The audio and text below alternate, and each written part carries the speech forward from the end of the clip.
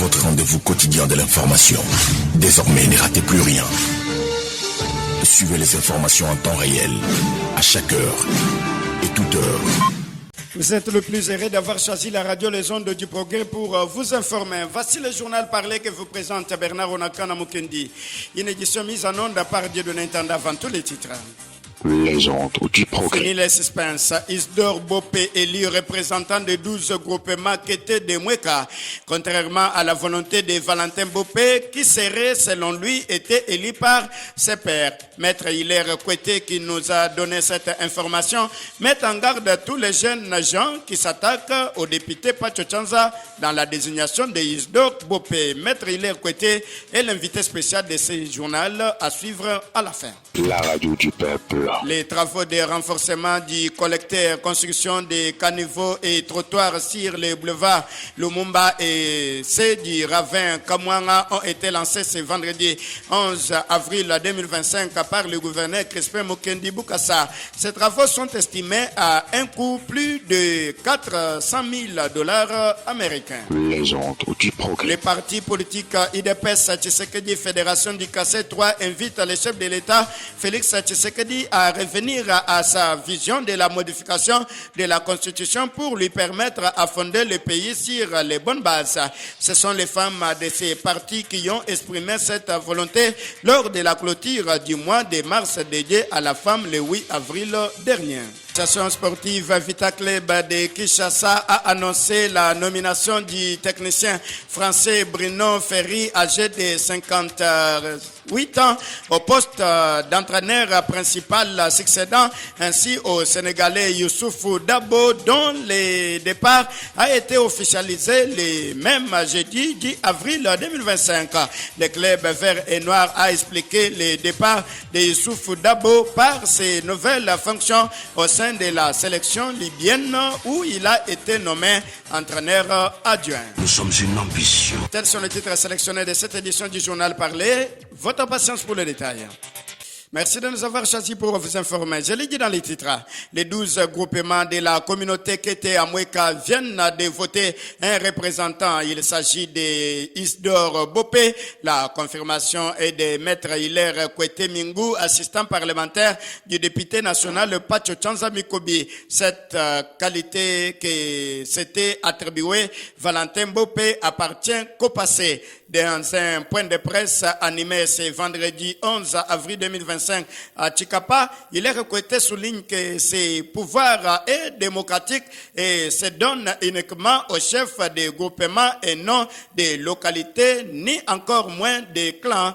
Il a saisi l'occasion pour mettre en garde tous les jeunes gens et vieux de cette communauté qui s'attaquent au député national Pacho Chanza, qui n'est pas concerné dans la décision des chefs des groupements qui ont respecté les règlements intérieurs de leur statut. Il invite les députés honoraires Bopé Valentin à la retenir contre tous les risques qu'il prend en représentant la communauté qui était sans en avoir qualité. Maître Hilaire Koueté confirme que Bopé Valentin ne mérite que ce titre ne mérite pas ce titre car il est contraint par sa qualité d'un chef de clan. Il sollicite également l'implication du gouverneur Crispin Mukendi sur les dossiers recrutement des jeunes venus de Mweka après les messages de l'élu de Mweka Pacho Chanza à sa base lors de ses vacances parlementaires. Il a constaté le relâchement des autorités sur les plans de placement vers les milieux de formation. On écoute Maître Hilaire Koueté Mingou dans cet élément réalisé par votre rédaction.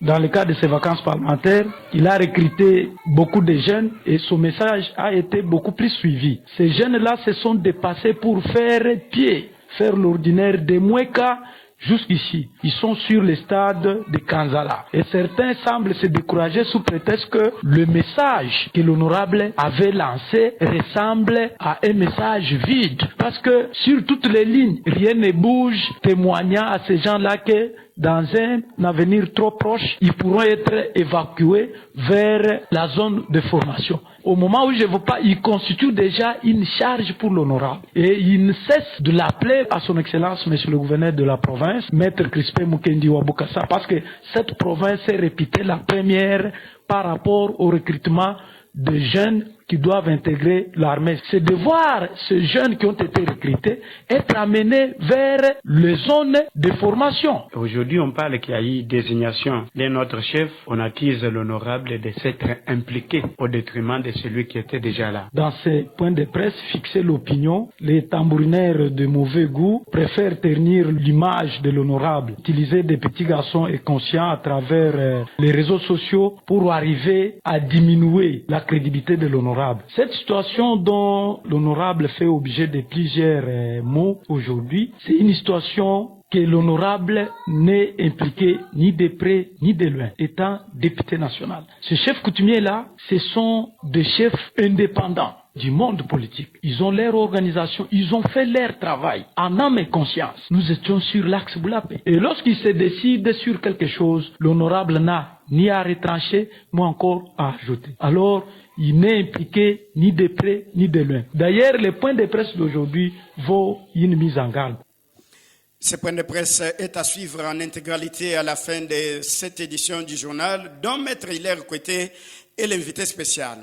Le 8 mars, le mois dédié à la femme a été clôturé par une visite des prisonniers qui ont bénéficié les vivres et non-vivres de la part des femmes du parti au pouvoir IDPS sous la gestion de Jacques Bakajika. Le 8 avril dernier, les femmes du parti politique Union pour la démocratie et le progrès social IDPS Tshisekedi Fédération du Kasaï 3 ont à l'occasion de la clôture du mois de mars rendu visite aux prisonniers de la province du Kasaï dans leur gibiacière. Elles ont apporté les nourriture et les vêtements pour ces personnes détenues dans la prison centrale de Chikapa.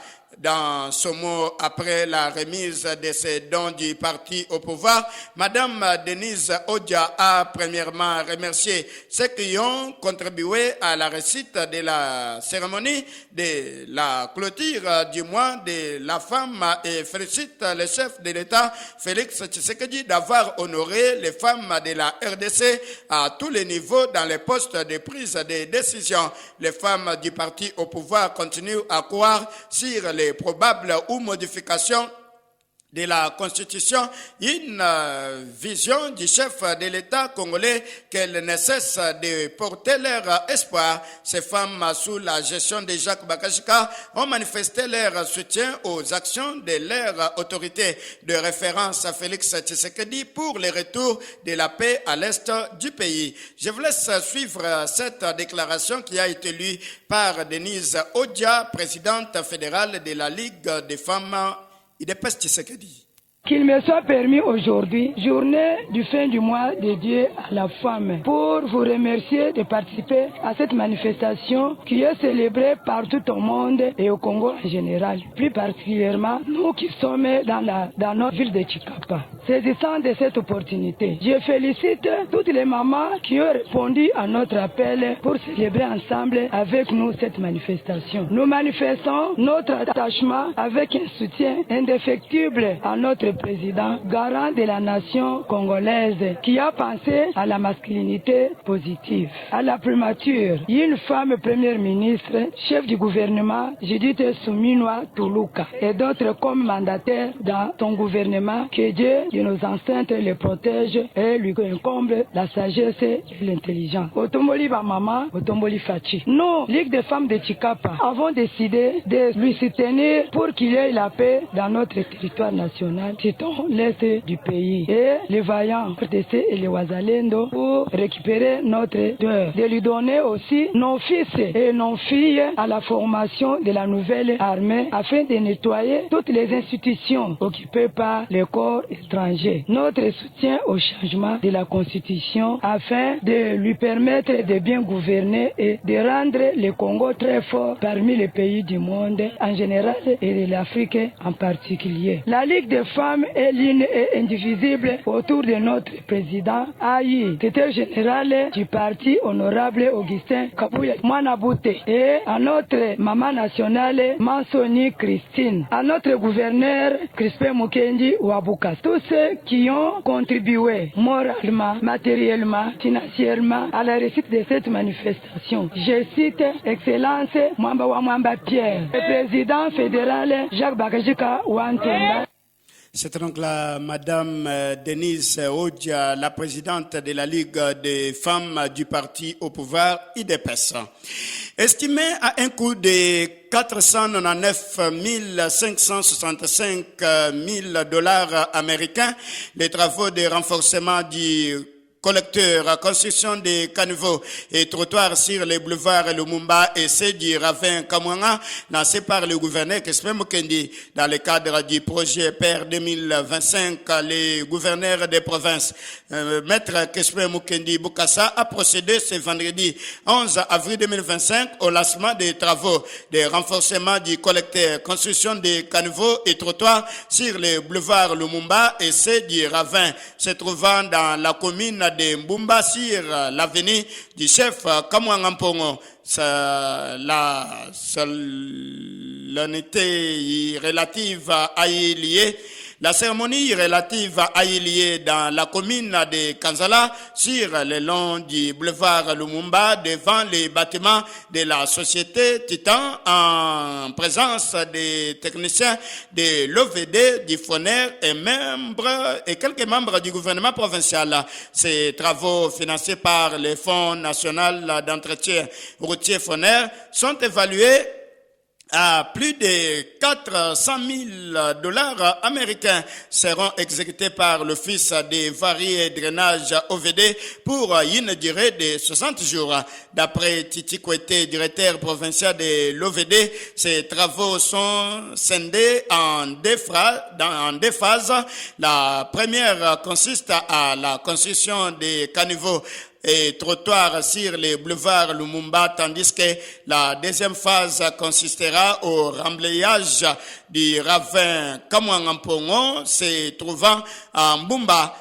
Patrick Kamasono Lupangu, directeur du FONER dans l'espace Grand Kassai, a quant à lui félicité le gouverneur Mukendi pour son engagement et disponibilité de servir la province avant d'encourager les usagers qui passent par les postes de péage de payer convenablement la taxe du FONER afin de leur permettre de financer les travaux d'entretien routier. Le gouverneur Crispin Mukendi, qui a manifesté toute sa gratitude au chef de l'État Félix Tshisekedi pour son sens d'écoute, mais aussi au FONER pour la réponse urgente réservée à sa demande, invite l'Office des varies et drainage à respecter l'échéance de l'exécution de ces travaux. Une femme d'environ une quarantaine d'années répondant au nom de Chituka Chichi a trouvé la mort de suite d'un coup de foudre pendant la pluie qui s'est abattue la nuit du jeudi à vendredi 11 avril 2025. Le fait s'est déroulé sur l'avenue Maïmon dans la commune de Mabondo d'après les témoins trouvés sur les lieux du drame. Ce coup de foudre a eu à détruire les murs de la maison jusqu'à atteindre cette victime qui dormait avec son fils qui, malgré sa vie sauve, a été traumatisé mentalement suite à cette catastrophe naturelle. Pour le moment, il est soumis au traitement dans une structure sanitaire de la place pour assurer sa santé. Les dernières informations à notre possession révèlent que la mort le mort Chituka Chichi est déjà mise en terre. La rédaction des Ondes du Progrès présente ses soucis de compassion à cette famille. Le prophète fait, Rémi Boadi est arrivé à Chikapa, chef-lieu de la province de Kasaï, ce vendredi 11 avril 2025, en provenance de Kinshasa, la capitale congolaise. Dans son interview accordée à la radio Les Ondes du Progrès ce jour, le chanteur de la musique gospel a laissé entendre que sa présence à Chikapa rassure la population de son concert Adorons en esprit qui aura lieu le dimanche 27 avril 2025 prochain au sein du temple de l'église Bethel Ministère d'Action situé au numéro 58 de l'avenue Lekassi 2 dans la commune de Kanzala, référence en face du bâtiment de la DGM. Il appelle à l'occasion toute la population de Chikapa en général et monde religieux de la province de Kasaï en particulier d'être au rendez-vous afin de palper les prodiges et le miracle au travers de l'adoration divine que leur est réservée. Rémi Boadia au micro de David Moutangla. Premièrement, j'ai dû encore merci à l'Éternel parce qu'il nous a protégés, nous a sécurisés. Pendant que je parle, je suis dans la ville province de Chikapa. Nous sommes venus pour livrer un grand concert le 27 avril. Le ministère d'Action. En tout cas, ce qui attendait, je suis là. Ma présence ici signifie que nous sommes déterminés pour ce grand concert, un grand événement qui aura lieu le 27 avril à l'église Bethel, ministère d'Action.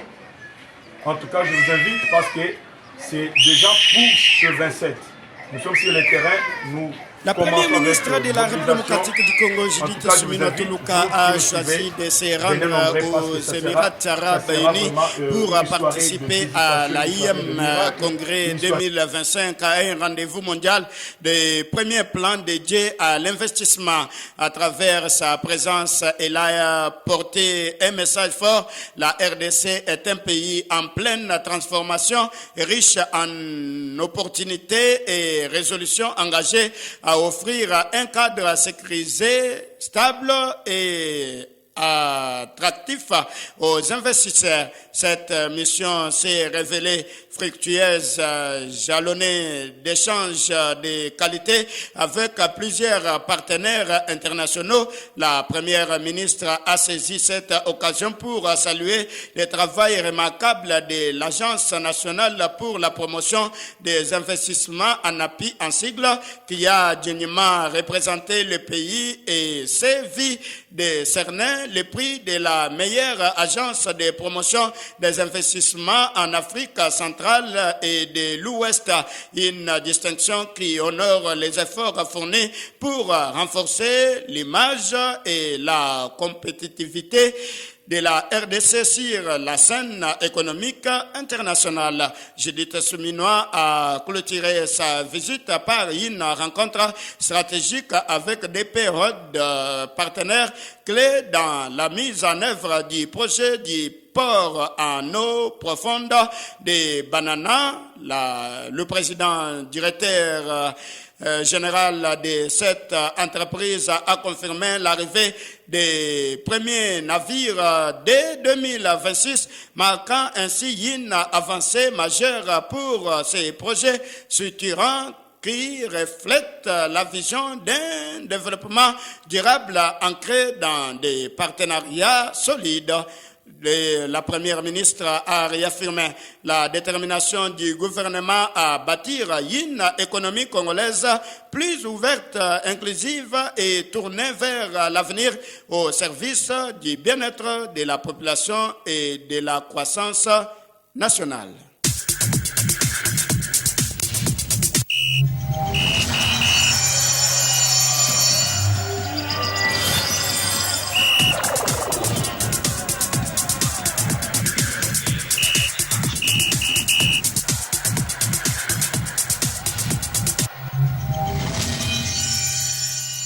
Vous l'avez deviné, on parle sport. L'association sportive Vita Club de Kinshasa a annoncé la nomination du technicien français Bruno Ferry, âgé de 58 ans, au poste d'entraîneur principal, succédant ainsi au Sénégalais Youssouf Dabo, dont le départ a été officialisé le même jeudi 10 avril 2025.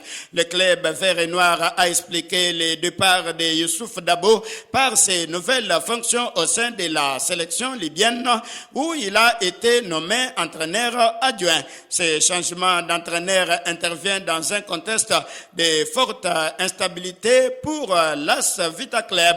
En effet, Bruno Ferry est le 4e technicien à prendre des rênes de l'équipe en espace d'une demi-saison, seulement après Abdeslam Wandou, Raoul Chungu et Youssouf Dabo. Cette valse d'entraîneurs témoigne des difficultés rencontrées par les clubs pour trouver une stabilité et atteindre ses objectifs sportifs depuis l'accession d'Amadou Djabi à la tête du comité directeur du club. Bruno Ferry porte désormais l'énorme défi de stabiliser l'équipe, de mettre en place un projet sportif cohérent et de répondre aux attentes élevées des sportifs de l'AS Vita Club, de voir leur club enchaîner les victoires. Celui de vous donner le meilleur de l'info. Vous l'avez certainement suivi, c'est la marque la fin complète de cette édition du journal Parler, réalisé par David Moutanglai et Sylvain Moukania, coordonné par Marc-Laurent Chimangamboui, mise en onde par Dieudonné Tanda, assisté de Jean-Paul Kankungindou, Bernard Onakana Mukendi, j'étais à sa présentation. Au nom de toute cette équipe, on vous souhaite un très bon début de la semaine, un très bon week-end chez vous, accompagné de notre chaîne. Merci également à notre équipe chargée de la mise en ligne de ce journal. Restez toujours fidèles. À l'instant, je vous laisse suivre l'invité du journal qui est Maître Hilaire Koueté.